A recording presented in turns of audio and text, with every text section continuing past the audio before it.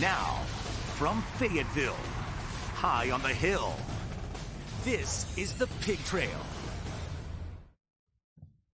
Hey, what's going on, everybody? Got a little bit of a different look here this time around as far as our Facebook Live, but we like it. It's a little slicker, and we got DJ Williams. That's right. That's what we try to do here at the Pig Trail Nation. Kind of, stay as versatile as possible. But former Razorback is with me right now, DJ Williams. I'll take some of your questions on Facebook, and DJ will as well. Let's get to this football game. Arkansas, Mississippi State. Obviously, Arkansas looking to snap a 5-game losing streak, and this is a Razorback team that is struggling offensively. We've seen in the SEC, this is a team that is 12th in scoring offense right now in the SEC. But let's start with the quarterbacks, DJ. I want to get right to Ben Hicks, Nick Starkel, and the fact that so many people are clamoring to see KJ Jefferson. We saw John Stephen Jones, the redshirt freshman, this past week threw a touchdown pass to CJ O'Grady.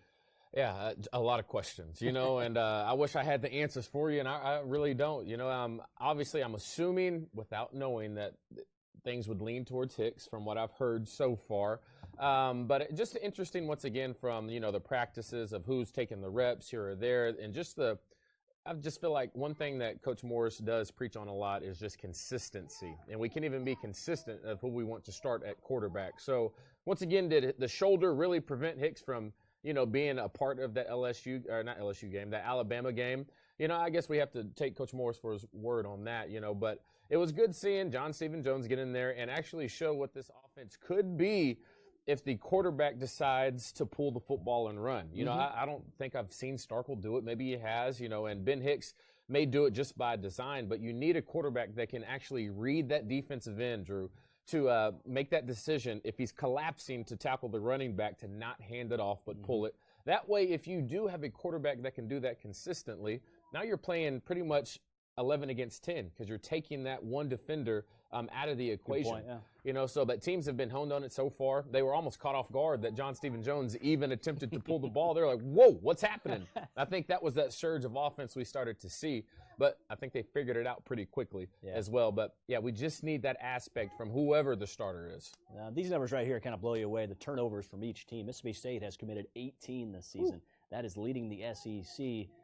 On the wrong side of things, obviously. Look at Arkansas. Well, Arkansas has committed 17 turnovers. So, that's going to be a huge part of this football game. It's always a huge part going into any football game, but particularly when we talk about this football game between the Bulldogs and Razorbacks tomorrow. And, oh, by the way, Ben Hicks, if he is the guy that gets the ball, this is a guy who only has one pick thrown all season, DJ. Yeah, but you also got to look at his production of offense as well. So I get you like the aspect of not having many picks as Starkel, but we also need some points as well. Now, that being said, when you look at, the quarterback for Mississippi State, the games that they have won, I know at least in the Kentucky and the Southern Miss, he didn't have any passing touchdowns, so they really rely heavily on that run game to score. And that being said, if we do get in red zone situations, we kind of know what's coming, so you can somewhat prepare for that and force him to try to throw the ball and try to get an interception. That being said, Mississippi State's probably saying the same thing about Ben Hicks or Starkel or John Stephen Jones, whoever it's going to be in that football game. So I think, obviously turnovers are going to be a big, aspect of this football game. You just have to figure out who's going to capitalize on those mistakes. And once we get to the red zone, man, we have to not just try to run it down the throat every time because the defense will just stack the box and they're daring us to throw it. That's when you want to see somebody like a tall Trey Knox, a athletic Traylon Burks, or a Cheyenne O'Grady, in these one-on-one situations. First, they have to get open, and then when they do, we have to be confident in throwing them the football. Just to sort of piggyback off what you're saying here, Mississippi State has committed 3 turnovers in each of its last 3 games. Arkansas, this past week, had a lot of issues against Alabama, something you certainly can't do against a well-oiled machine like Alabama. Arkansas committed 4 this past week in Tuscaloosa. When you look at that, this is a scenario where, if you're Arkansas, you look at some of the plays this past week, they had some situations where the drives were looking pretty good, maybe an 8, 9, 10-yard play, and then boom, you make a mistake, the snap to Nick Starkel from Ty Clary, and then the rest is history, 37-yard return. That set up Alabama for a touchdown. Yeah, the thing with our the turnovers that we commit, it's not like the defense did some spectacular play, like an unbelievable interception or a great move from a defensive end to knock the ball out of the running back's hand. It's just been mistakes from our own accord, like the snap and then the fumble. That's not really Alabama. That interception, he threw it right to the defender at Alabama. Mike Irwin could have got out there, and made that play. maybe even take it to the house. I don't know, you know. I mean, if Mike can run a little bit, yeah. In a way, there's somewhat of a silver lining saying that we still, if we can just stop making these mistakes on our own, it's not the other teams that are so much better than us, you know, just making these incredible plays. It's just some stupid decision making that we're making. And I think, you know, once again, a tough call for Chad Morris, so who you put out there. You sometimes feel bad for Chad, you know what I mean? Because everybody has their opinion, like, get him out. He's like, who do you want me to put in right now? You know what I mean? And that's the situation we're in. And the thing is, Nick Starkel, 10 picks on the season, his first year as a Razorback. Ooh. I didn't expect that. No. I'm just blown away that Nick Starkel has not produced the way we thought. And it seems like his confidence, when you look at his face, is night and day from the beginning of the year to now. And I think mentally it's gotten to the point almost of no return, you know, at least this season. I mean, I remember when he was first warming up against Ole Miss, Colorado State, he just had a different little swagger about himself. Now he just kind of looks like deer in headlights. Yeah. You know, I looked at him very closely on the sideline in Alabama while he was warming up before the game, and he just kind of seemed like he was out of it, like the game was almost too big for him. Yeah, he looked really sharp against Colorado State, but that was way back in week 3, the last win for the Razorbacks. Now, third topic I want to talk about, Kylan Hill, really good running back for Mississippi State. This guy is shifty, he's powerful, he's 5'11", 215 pounds, and actually he leads the SEC in rushing right now. You have to find a way to limit his touches, and the way you do that is load the box and force this quarterback to throw the football. If you let this guy get going, it opens up everything. And, you know, they do a good job up front, you know, creating some lanes, getting them going. You know, he'll get to the second level, make one guy miss, and you love that out of running backs. But it's almost like we're in a Kentucky situation. You knew what Kentucky was going to do. Mississippi State wants this guy to get going, you know, specifically just on the ground. So load the box, bring those safeties up. Don't tell us, you know, you're committing to stopping the run, and you still have 2 high safeties 20 yards away from the line of scrimmage. I would just want to see 1 high safety, somebody like a Cameron Curl or a Fouché in the box, you know, for run support. That forces an offense to be like, we have to be able to throw it to open it up to get this running back going. Yeah, I don't know how much credit people are giving Garrett Schrader right now, the quarterback. He's a freshman from Mississippi State. We talked about it, but, you know, if it becomes a situation where Mississippi State is one-dimensional and it's more of a pass game for them, you know, Kylan Hill, if he's shut down or at least contained by Arkansas, because, you know, again, this is a guy who is 80 yards shy of 2,000 for his career.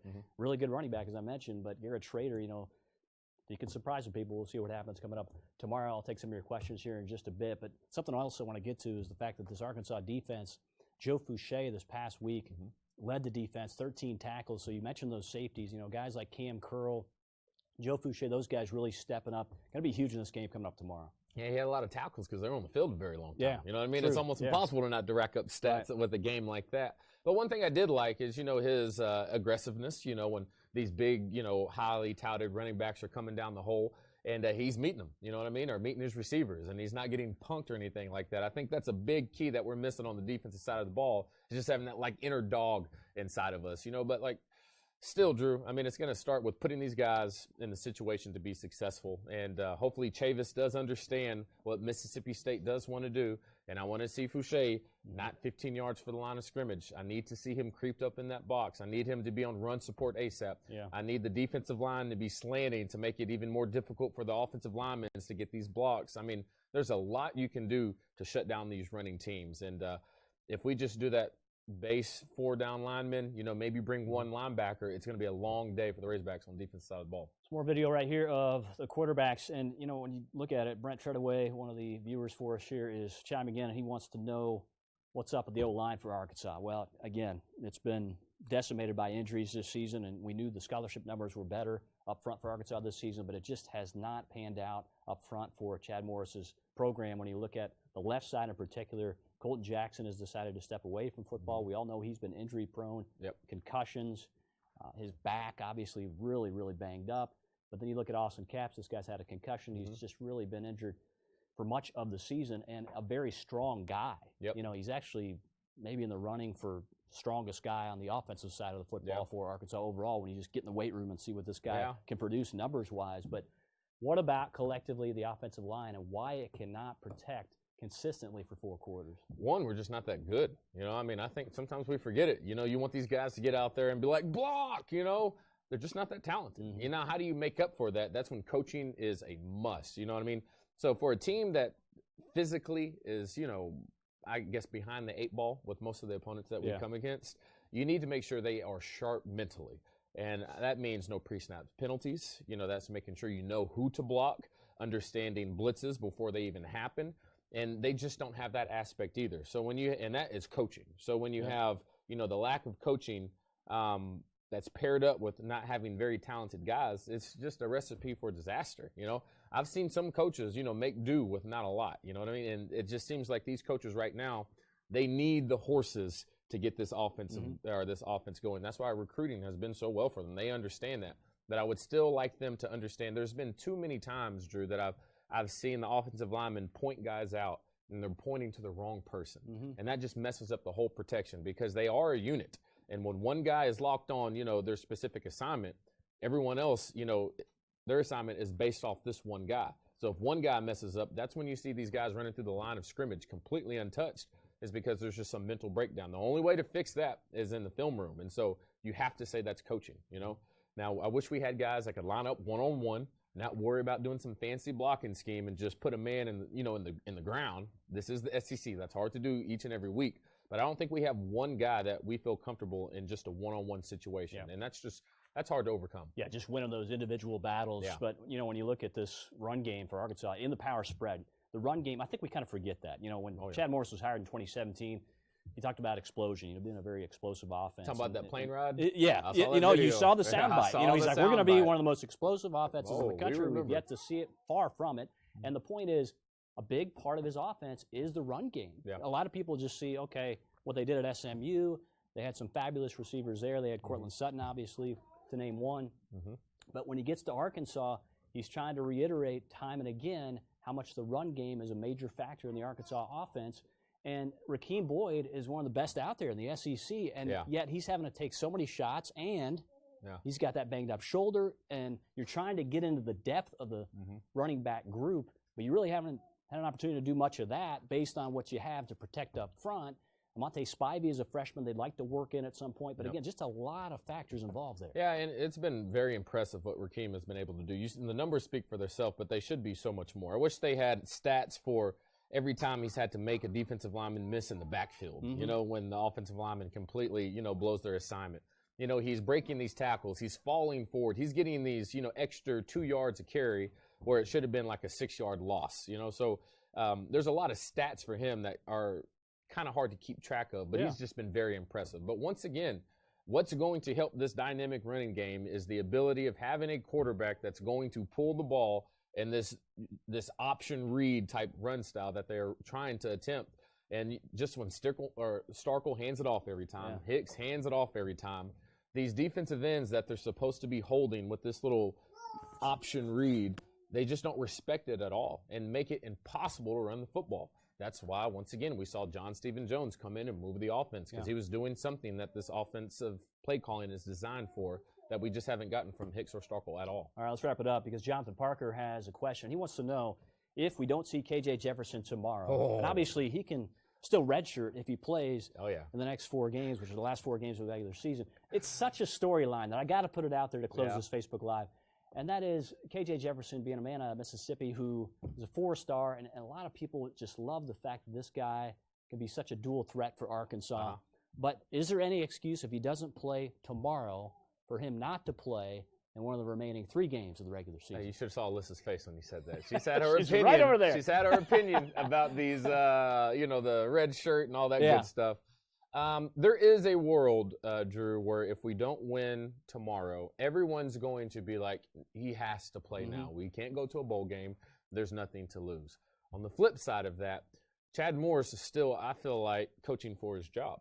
Some people say there's no way he's going to get fired. I mean, this is the SEC. This is what we signed up for. This is what you get paid a lot of money for, Drew, is to perform at a high level. I get you're not going to come in and start beating Alabama's and LSU consistently within your first 2 years, but these games that we should win, we at least need to be competitive in and not beat ourselves. So, I mean, I get we want to see KJ. I would love to see KJ. He may not be mentally far as long as we think he is. Obviously, it may be a coaching thing because our offensive line still doesn't even know who to block. You know what I mean? So he still has to figure out a way to win these games. And if he honestly doesn't feel like KJ will give him the best chance to win, even though everyone else says we have nothing left to lose, he does. So if John Stephen Jones or Hicks or Starkle is still going to give him that competitive edge, fans are going to be mad. I get it. Yeah. But I could see him going that way. I hope he doesn't. I would love to see the kid out there. If he comes in, Drew, the place is going to erupt. It kind of reminds me when we were getting blown out by USC my high school year and or my senior year in high school, and Mitch Mustang came in at the end of that game, and the place erupted. We were down by like 40 points, you know what I mean? It could be the same effect if KJ comes in. And, Coach Morris always talks about, hey, he gave us a spark. When you have emotion in a stadium like that, it does find a way to give you a spark.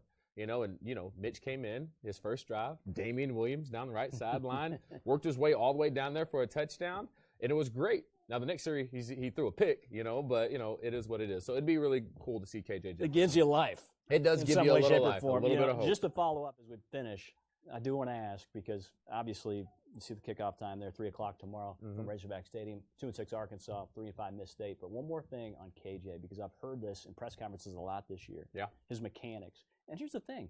We watch the first 20 minutes of practice. That's all we get. So in your opinion, based on, I don't want to call them excuses, but reasoning by coaches why we've yet to see KJ for a snap, are you that concerned about mechanics? Hips not open up enough to throw the football? Yeah. If this guy can make plays, he can make plays. Yeah, I mean, mechanics, it just depends. And that's a coaching call. I've seen it at every level. When I was here my senior year, we had Coach K, Coach Klanakis, offensive line coach, and he had this obsession with loading your elbows when it come to blocking. He says, you got to cock those things back way back here so you can come up and give them one of these. And my whole mindset is thinking, if I load my arms up like this, I'm going to get my chest caved in by a defensive lineman, because I'm giving him that target. But, that was his thing. If you didn't load your elbows, you can't play because it's a technique issue. It's funny, when I went to the NFL, my first, couple practices, this is all I'm doing. And my tight end coach said, if you do that again, you'll never play football again. So it's just different from the technique and stuff. Look at Phillip Rivers. Look how many times Aaron Rodgers throws the football without his feet even planted in the ground. Some quarterbacks just have a way of doing things. And if it works, leave it alone. Now, if it doesn't work, then I can see where this mechanic thing may be an issue. But we just have no idea because we still haven't seen him play. I saw him play in high school. We went down there to cover him. He throws a pretty ball, and nothing about his mechanics seemed off to me. Yeah. I just still think it's a valid question. Yeah, I hear you. Why we haven't it seen could be an excuse. I don't know. Could be. But we're only there for 20 minutes for practice, so that's right. It. All right, DJ Williams, Drew Hammond here, Facebook Live. We'll do this new format throughout the rest of the season and beyond. So we'll see you.